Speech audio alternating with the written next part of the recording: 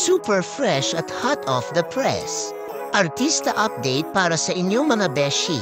Tony Gonzaga Soriano, pinahanga ang lahat sa Gabi ng Papuri at Pasasalamat. Grabe, hindi lang basta guest kundi tunay na inspirasyon si Tony Gonzaga Soriano sa Gabi ng Papuri at Pasasalamat. Sa kanyang mga sagot kung paano naging makabuluhan ang buhay na nakakapit sa Panginoon. Talagang napapa-amin ang lahat ng invited. Ramdam mo ang sincerity at lalim ng kanyang pananampalataya. Kaya naman bawat salitang binitawan niya, swak na swak sa puso ng audience. At syempre, hindi lang doon natapos ang gabi. Mas lalong bumuhos ang emosyon nang magbahagi si Tony ng kanyang testimony at sumalang sa isang espesyal na awitin. Ang bawat linya ng kanyang kanta, damang-dama ng lahat, parang personal na mensahe ng faith at hope para sa bawat isa. Walang duda, si Tony ay hindi lang isang mahusay na host at artista, kundi isang inspirasyon sa pananampalataya. Stories, no? Na nagbibigay sa atin ng inspiration. Yes. Hindi lang yan, Kuya Andy. Even yung kanyang buhay ay maririnig natin na very inspiring talaga. Kapag may kinakausap siya ng mga ganong tao. Yes. Tunay nga na siya na mismo sa kanyang bibig maririnig natin kung paano ba nagkaroon ng kabuluhan ang isang buhay na nakakabit sa ating Panginoon. Okay? So mga kapatid, narito po at pakinggan po natin ang isang inspiring na patotoo mula sa ating kapatid na Sister Tony Gonzaga Soriano! Maraming salamat po, Kuya Andy. Maraming salamat. Magandang gabi po sa ating lahat. Magandang gabi po sa ating mga kababayan at mga kapatid in Christ Jesus. Maraming salamat po sa pagkakataon na maging bahagi ng isang napakasayang pagtitipon para sa ating Panginoong Jesus. Amen. To God be the glory always and forever. God is good! All the time! And all the time! God is good! Tayo mga Kristiyano, akala nila kapag naging Kristiyano ka at tumanggap ka na sa Panginoong Jesus, magiging worry-free and problem-free ang ating buhay.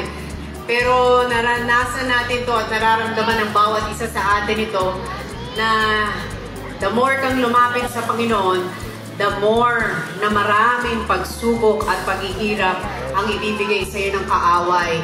Parang mas pinaparamdam niya sa iyo, the more kang lumapit sa Kanya, the more kanyang ihilayin palayo sa Kanya. Pero isa sa napakagandang salita ng Diyos na pinangahawakan ko is Romans 8:31. Sa English, ang sabi doon, if God is for you, who can be against you? Tapos binasa ko yung Tagalog version na mas nanunuot sa aking puso nung binasa ko yung Tagalog. Sabi doon, kung ang Diyos ay panig sa atin, sino ang makakalaban sa atin?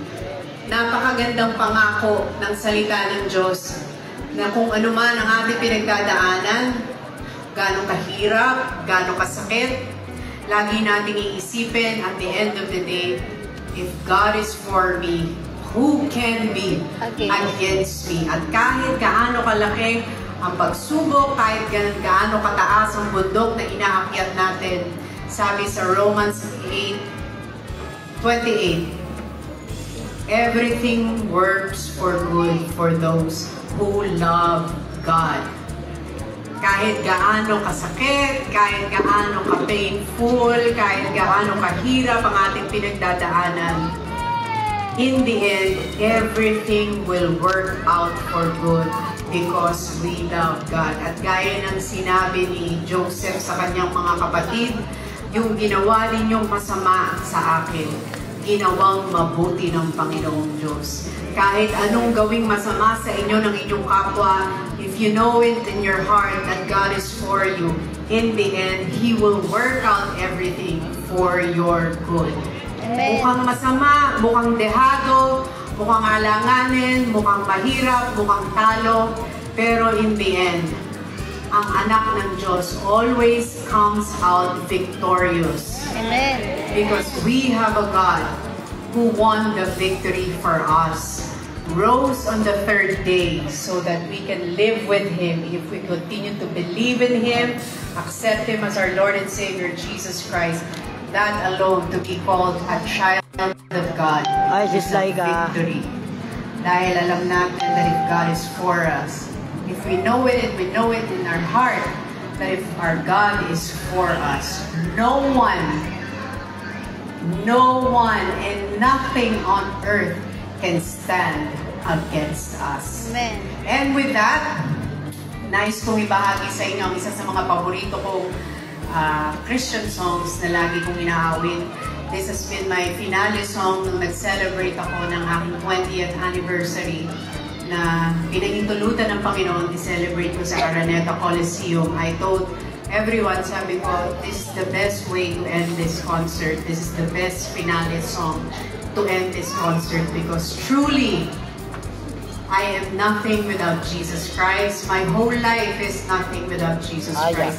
Everything that I've been through, everything that I have achieved in this world is nothing without God's grace. At kung hindi dahil sa pahintulot ng Panginoong Jesus. Kaya nararapat lang na sa lahat ng ating gagawin and whatever we do, we honor and glorify Him because at the end of the day and at the end of this life, haharap tayo sa Kanya and we are accountable for everything that we have done and how we live our life on this earth.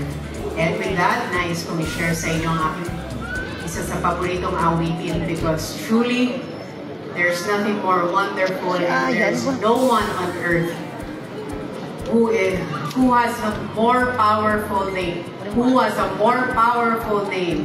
than the name of Jesus Christ, the King of all kings. Amen.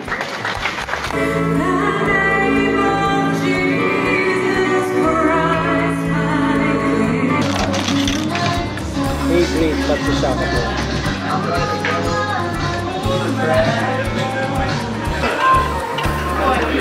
Ikaw ba naglagay ng onion? Sila. Ha? Sila.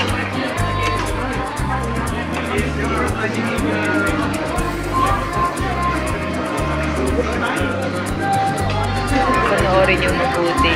Lumayout. 3 points lahat sa bibig. Sinusulit niya ang bawat patak ng Eat All You Can.